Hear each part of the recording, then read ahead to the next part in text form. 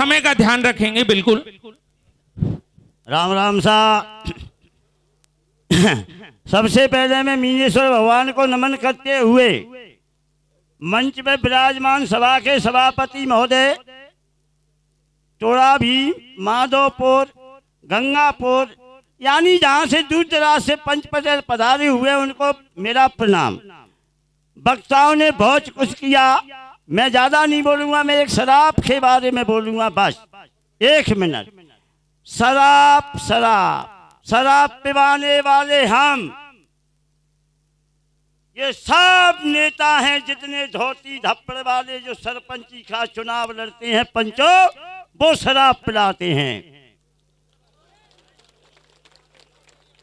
और जो शराब बेचते हैं वो शराब वालों के, पैसे वालों के लड़के शराब बेचते हैं। अगर गरीब का लड़का कोई शराब बेच रहा हो तो कहे कि गरीब का लड़का बेच रहा है।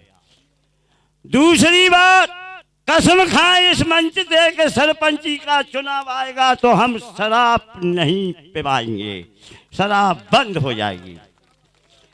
तीसरी बात, मैं इस बात को कहता हूँ, भाषण नहीं देता हूँ, खोटे खाम खद्दे पुलिस में जीभ खट गई तो सही नहीं बुलवाता है। छोटे खरे ते लीला, बड़े खरे, छोटे करें ते पाप और बड़े खरे सो लीला। तो मेरे साथियों, पंच पटेलों, मैं ये कर्णधारों से कहना चाहूंगा कि जो समाज के कर्णधार सुधर जाएंगे तो समाज सुधर जाएगा। अब मैं ज्यादा समय नहीं लूंगा, वक्ता बहुत है, मेरा ही गांव है, भाषण देने की चुनाव की बात पीछे है कि क्या होगा क्या नहीं होगा। पर मेरा ये निवेदन है कि ये नेता, ये भाषण देने वाली, मैं भी शामिल हूँ, आपको पता नहीं है, मैं भी चुनाव लड़ा हूँ, शराब पिवाई है, परंतु फिर भी चुनाव आ रहा है, ये शराब फिर दोबारा खाऊंगा कि जो सरपंच चुनाव लड़ने वाले कसम खाए कि हम शराब नहीं पिवाएंगे। अगर गांव में दारू का ठेका है, एसपी को फोन करो, तुरंत हटाओ। तीजा हो रहा है, एसपी को फोन करो, भाड़ भगवान ने फिकवाओ। अरे समाज में तो बहुत बड़ी ताकत है। अब वक्ता बहुत है, मैं इतना ही कहूंगा। राम राम साहब।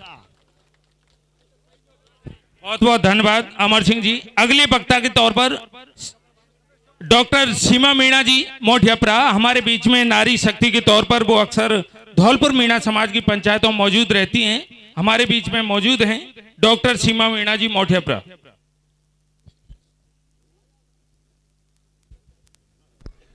धन्यवाद। काफी इंतजार करने के बाद माइक मिला आखिर।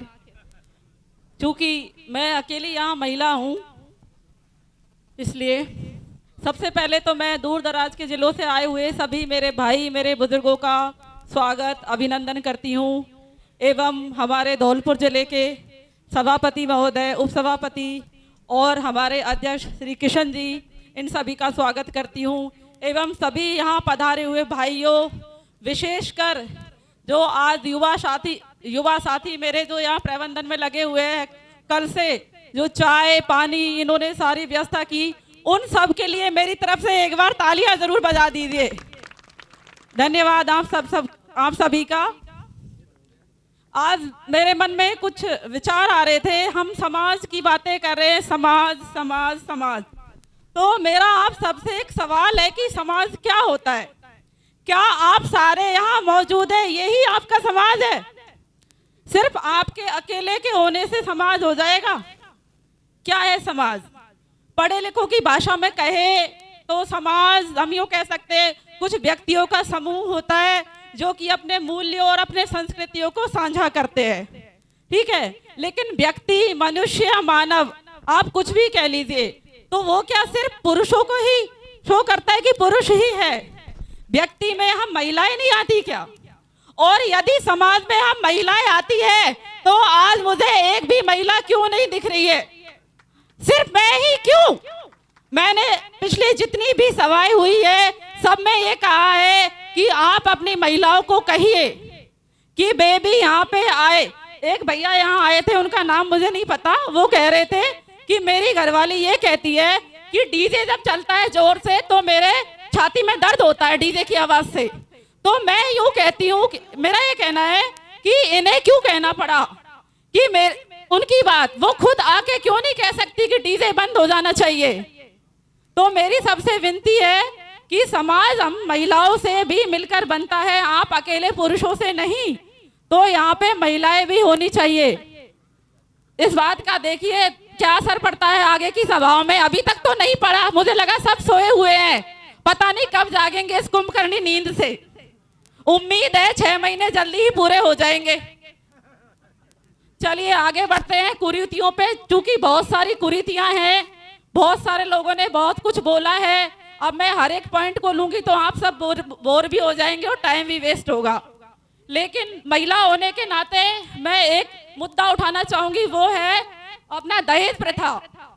देखिए मेरी नजर में दहेज प्रथा का सबसे बड़ा कारण है हम महिलाओं का या बच्चियों का अशिक्षित होना, ठीक है, या उनका कोई रोजगार ना होना। मेरा ये दावा है कि आप अपनी बच्चियों को पढ़ाइए, उन्हें सशक्त बनाइए, तो खुद लड़के वाले आपके पास आगे से आएंगे कि आप अपनी बेटी का हाथ हमें दे दो। आपके पास बेटी मांगने आएंगे, आपको दहेज देने की बिल्कुल आवश्यकता नहीं पड़ेगी। पर आप क्यों नहीं बेटियों को बाहर भेजते, पढ़ाइए। हाँ, उन्हें बचपन से सिखाइए क्या सही है क्या गलत है। हम भी तो पढ़े लिखे हैं, हम भी बाहर रहे हैं। अपने बच्चों पे भरोसा करिए, उन्हें बाहर भेजिए, विशेषकर बेटियों पे। बेटों को तो आप जयपुर भेज रहे हैं, दिल्ली भेज रहे हैं IAS की कोचिंग कराने, बच्चियों को भी तो भेजिए, उनके पास भी दिमाग है, वो भी बहुत कुछ कर सकती है। और ये दहेज प्रथा तभी मिटेगी जब नारी सशक्तिकरण होगा, हमारी बच्चियां अपने पैरों पे खड़ी रहेंगी। मैं कहीं बाहर नहीं जा रही, मेरा खुद का उदाहरण देख लीजिए। मैं डॉक्टर थी, मेरे लिए रिश्ता आया एक डॉक्टर का ही। मैं बहुत खुशनसीब हूँ कि मेरे जेठ जी, मेरे पिता तुल्य बड़े भाई साहब डॉक्टर रामस्वरूप मीणा जी। यदि दहेज प्रथा बंद करनी है तो एक सबसे अच्छा उदाहरण है मेरी नजर में, इसलिए नहीं कि वो मेरे बड़े भाई है, पर मैंने उन्हीं को देखा है। 17 साल हो गए मेरी शादी को, मेरी शादी के बाद भी हमारे घर में बहुत सारी शादियां हुई है। उन्होंने सिर्फ एक क्वालिटी देखी है बच्ची में, वो थी शिक्षा, कि हमारी बहू जो आने वाली हो वो शिक्षित हो और अपने पैरों पे खड़ी हो। इसके अलावा उन्होंने आज तक किसी से 1 रुपया भी नहीं मांगा। तो मेरा यही कहना है कि इनसे यही सीखिए कि आप जब भी रिश्ता करने जाए अपने लड़के का, तो ये ना देखे कि अगला कितना पैसे दे रहा है, ये देखिए कि लड़की कितनी शिक्षित है, आपके बच्चों के लायक है, बच्चे के पढ़ी लिखी है, सक्षम है, सशक्त है कि नहीं है। पैसे से कुछ नहीं होगा, पैसा पता नहीं कहाँ चला जाता है। बस दूसरा मुद्दा मेरा रहेगा नशा। माफी चाहूंगी, थोड़ा टाइम ज्यादा लग रहा है। नशे की तो मैं क्या ही बताऊं, आप बहुत सारे घरों में मैंने स्वयं देखा है, नशे की वजह से कितनी बच्चियां हमारे घरों में बैठी है। तो मेरा ये मानना है कि समाज ठोस निर्णय ले, ये नहीं कि सभाएं होती रही, जैसे अदालतों में होता है तारीख पे तारीख, तारीख पे तारीख। तो यहाँ भी ऐसा ना हो कि सभा पे सभा, सभा पे सभा और सभाएं ही होती रहे, कोई निर्णय ही ना हो। तो मेरा एक छोटा सा सुझाव है कि दहेज, नशा मुक्ति और जितनी भी बुराइयां हैं, इन सब के लिए आप अपने गांव में कमेटियां बनाएं, ठीक है, और उन कमेटियों को महिलाओं को जरूर शामिल करें जी। और महिलाएं शामिल रहेंगी तो ही आपको पता चलेगा क्या हो रहा है किस घर में, क्योंकि महिलाएं ज्यादा एक्टिव रहती है, कहाँ क्या हो रहा है। तो मेरा ये अनुरोध है आप सबसे कि कमेटियां बनाएं और महिला शिक्षा पर विशेषकर ध्यान दें। समाज अपने आप सुधर जाएगा, घर सुधरेगा, मोहल्ला सुधरेगा, गांव सुधरेगा, जिला सुधरेगा, तो पूरा देश अपने आप सुधर जाएगा। लेकिन उसकी नींव है केवल और केवल शिक्षा। धन्यवाद आप सभी का। बहुत धन्यवाद डॉक्टर सीमा मीणा जी। अगले वक्ता के तौर पर डॉक्टर अशोक मीणा जी, अध्यक्ष SST खांडेपुरा मडराइल, वो आए और अपना सुझाव दें। समय का ध्यान रखें सभी वक्ता, क्योंकि इसके बाद भी काफी बाहर से आए हुए वक्ता हैं। आदरणीय डॉक्टर अशोक जी।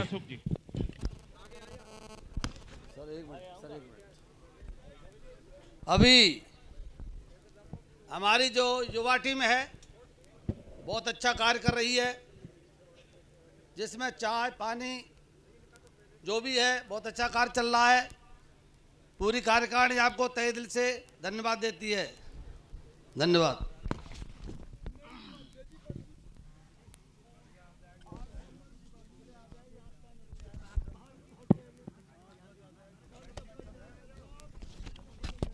परम सम्मानीय समाज बंधुओं, आप सभी को मेरा कोटि कोटि नमन। आज बड़ी खुशी की बात है कि हमारे सरमथुरा क्षेत्र की महापंचायत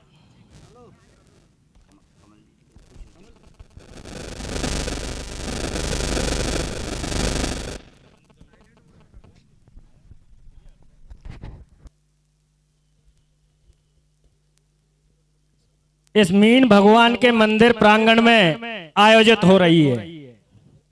और यहाँ पर हम देख रहे हैं कि जो जागरूक नागरिक हैं, जो जागरूक युवा हैं, पंच पटेल हैं, सभी यहाँ पधारे हैं। भाषण बहुत देर से चल रहे हैं, चलते रहेंगे। और ये भी मानना है कि समाज में कोई भी बुराई है वो जड़ से कभी खत्म नहीं होती है, लेकिन जितने हम जागरूक हैं उस हद तक उसको हम कम कर सकते हैं। तो मेरा सभी से एक और निवेदन है जो आवश्यक है। जो हम लोग यहाँ आए हैं उनसे मेरा करवत्य निवेदन है कि जो प्रथा कुप्रथा हैं उनको हम रोकना चाहते हैं। अगर आप उनसे सहमत हैं तो मीन भगवान के सामने हाथ करके आप अभी सौगंध खाएं कि हम इनसे सहमत हैं। आप हाथ खड़े करें।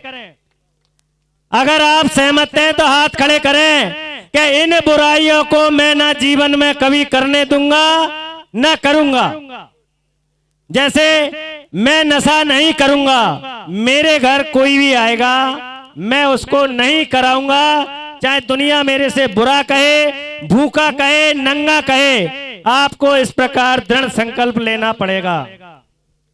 मैं शिक्षक हूं, अध्यापक होने के नाते एक इसमें तीसरे नंबर का पॉइंट है शिक्षा एवं शिक्षा संस्थाओं में सुधार। सरकार की योजना है जो भी सरकारी विद्यालय हैं उनमें एक विद्यालय प्रबंध समिति का निर्माण होता है। उसमें करीब 18 से 24 सदस्य होते हैं और गांव का ही व्यक्ति उसमें अध्यक्ष होता है।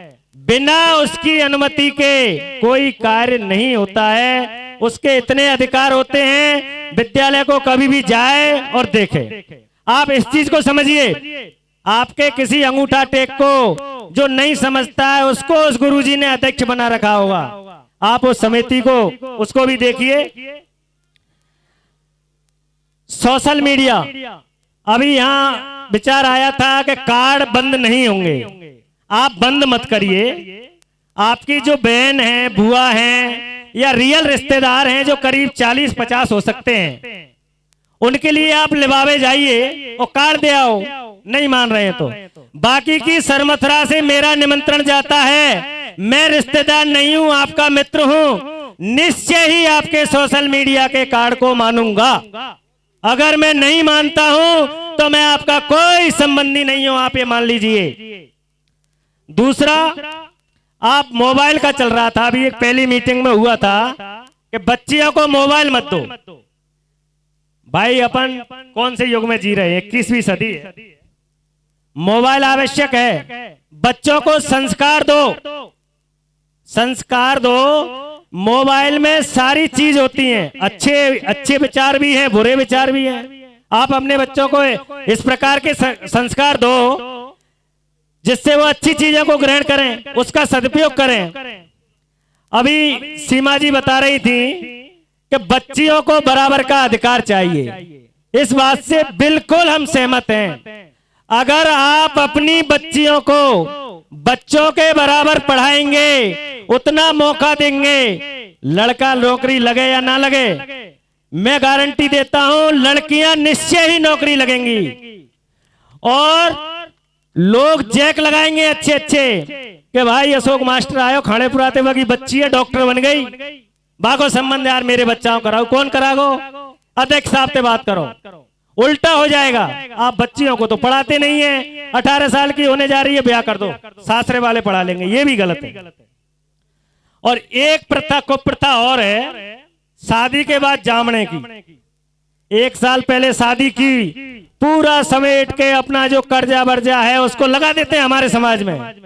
हमारे समाज के लोगों का ऐसा दिल है, जहां से उधार मिलता है उसको भी बच्ची को उसमें लगा देते हैं। 1 साल में बच्चे हो जाते हैं, अगर फिर वो जामना नहीं दे पाते हैं, 10-10 साल हो जाती हैं, उसको ताने मिलते हैं उस बच्ची को कि तेरे पियर के भूखे हैं। तो इस पे भी आप ध्यान दीजिए। मृत्यु भोज चल रहा है, कहां तक है वो समाज निर्णय लेगा। मैं दिए की बात कर रहा हूं। सोमवार रविवार के दिन किसी के पिताजी की भाई की मृत्यु हो जाती है, शाम को 5 बजे उसका दाह संस्कार 7-8 बजे किया जाता है। जब तक मुर्दा जलता नहीं है, जो परसों मंगलवार है, जब तक उसकी लिस्ट बनना शुरू हो जाती है कि कल क्या मिठाई बनेगी, सामान लेने कौन जाएगा। इसको भी मेरा आप सभी से निवेदन है। वैसे बहुत चीज है, एक जो समिति वाली बात है, हमने मंडराल क्षेत्र में अभी मीटिंग की थी जिसमें मध्य प्रदेश के भी लोग आए थे, पूरे पंचायत समिति क्षेत्र की थी। तो ग्राम समितियों का हमने निर्णय लिया था, समाज बंधुओं ने उसको बड़ी प्राथमिकता से फॉलो किया है। हमारे ज्यादातर गांवों में ग्राम समितियां बन चुकी हैं और सारे नियमों को वो लागू कर रहे हैं। जैसे पांचोली वाले बाबा बैठे हैं, इन्होंने अभी सूचना दी है कि हमारी समिति बन गई, जो भी निर्णय है हमारे गांव में हम उनको मानेंगे। दूसरी बात आई थी दंडात्मक प्रक्रिया की। दंड देना आसान नहीं होता है और अच्छा भी नहीं होता है कि हम सामाजिक आदमी हैं और अभी हमारा समाज कम पढ़ा लिखा है, उसको ऐसा दंड दो। मैं मेरे बच्चे की शादी कर रहा हूं, आपके नियमों का उल्लंघन कर रहा हूं, उसके भोजन करने कोई नहीं जाएगा वो भी दोषी है। अगर कोई नहीं जाएगा तो वो किसके लिए करेगा? स्वतः बुराई बंद हो जाएगी। दूसरी बात, समय का ध्यान है, 1 मिनट और कह रहा हूं। कुछ बातें ऐसी होती हैं, जैसे कि पाखंडवाद पर बात चल रही थी, तो बहुत चीज ऐसी हैं उनके लिए सभा ना करके हमारी कोर ग्रुप की महत्वपूर्ण व्यक्तियों की बैठक आयोजित हो, उनमें उन पर विचार हो और उनको अपने स्तर से समाज में प्रसारित किया जाए, तो वो स्वतः ही खत्म हो जाएंगी। जय हिंद, जय भारत, जय जोहार, सभी को राम राम। सभी वक्ताओं से निवेदन है कि समय का विशेष का ध्यान रखें। वक्ता बहुत लंबी है, तो हम चाहते हैं सभी का नंबर है ज्यादा बढ़िया।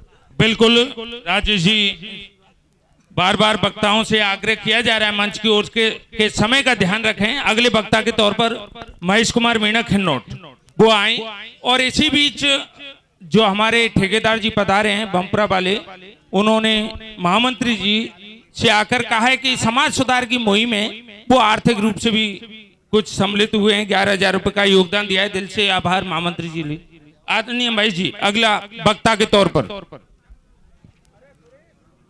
आदरणीय अध्यक्ष महोदय एवं सभापति एवं दूर दराज से पधारे सभी पंच पटेलों को मेरा प्रणाम। इसमें पहला पॉइंट है नशा मुक्ति। नशा मुक्ति की आदत तो हम ही लगाते हैं, शादी पार्टियों के बाद भोजन खत्म होने के बाद थाली में परोसते हैं, इसको बिल्कुल बंद किया जाए।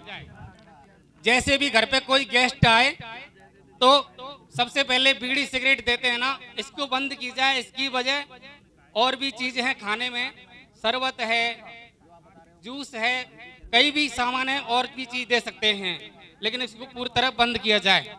शोक सभा, कहीं भी मृत्यु हो जाती है, शोक सभा में ट्रैक्टर भर के जाते हैं, गाड़ियां भर के जाती हैं, इन पे ओनली 5 आदमी ओनली घर का जाए, ना कि पूरे गांव को समेट के ले जाया जाए। इस पर प्रतिबंध लगाना चाहिए। दोपहर का खाना है, दोपहर के खाने को बिल्कुल बंद किया जाए। उसी खाने को आप पत्तल पे परोसोगे तो आदमी शान से खाएगा, इज्जत से खाएगा। दोपहर का खाना सही नहीं है। शिक्षा, बच्चों को पढ़ाई पर ध्यान देते नहीं है। स्कूल में बच्चे पढ़ने जाते हैं, अभिभावक मास्टरों से संपर्क करें, बच्चों पर ध्यान दें। और जब ही पढ़ाई पे सुधरेगा समाज। महेश जी समय का ध्यान दें, क्योंकि बाहर के प्रतिनिधि बहुत बैठे हैं। चलो जय भारत। बहुत धन्यवाद।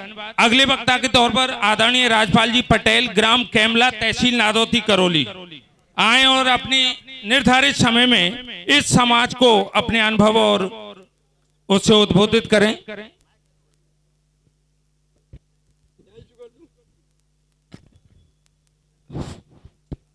हाँ, सबसे पहले मैं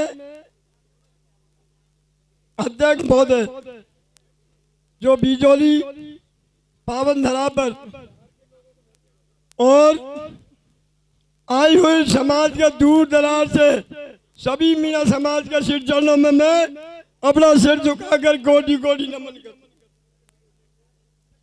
अब ज्यादा समय नहीं लूंगा। भाई जो पढ़े लिखे हैं उनने सारी बात बता दी, शिक्षा पे बता दी, पूरी चीज पे बता दी, लेकिन समाज को एक जागरूकता जागना चाहिए।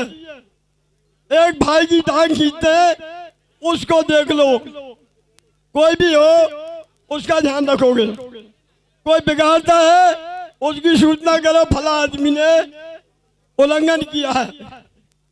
ये बातों को ध्यान में रखते हुए मीणा समाज को मैं बहुत बहुत धन्यवाद देता हूँ। हमारी समाज सुधारने में कितना धन खर्च हो गया, लेकिन ये भी पूछो ये पंचायतें कब से चालू हुई है?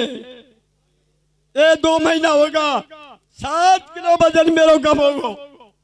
मैंने एक बेटी का मामला में कदम उठा लियो तो मेरे पीछे दूसरा जन जोर जोर से बढ़ लगा। धन्यवाद। बहुत बहुत धन्यवाद। श्रीमान पृथ्वीराज मीणा साहब बगलाई, गंगापुर सिटी, गंगापुर सिटी से यहाँ पधारे हैं। आप आके अपने विचार रखें। पृथ्वीराज सरपंच साहब।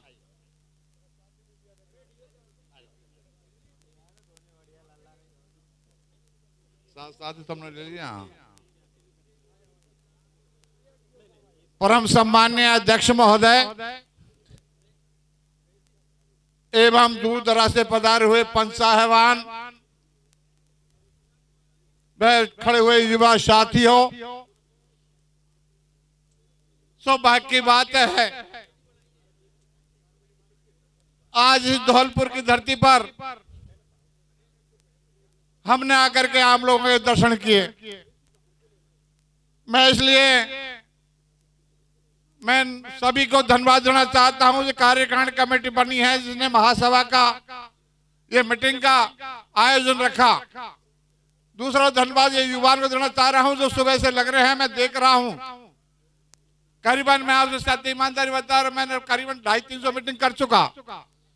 पर आज इस धरा पर मैंने जो सेवा कर रहे हैं बच्चे अच्छे कायम से, अच्छे नियम से, अच्छे धर्म से, अच्छे पालन कर रहे हैं, तो इसलिए मैं धन्यवाद के पात्र हैं।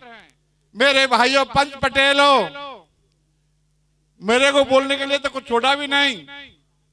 सब बिंदु आपको बता रखा है और सब इन्हीं में उन पर बोल चुके हैं। मेरे तो आपके चरणों में गुजारिश है कि हमको इन बिंदुओं की पालना कैसे की जाए।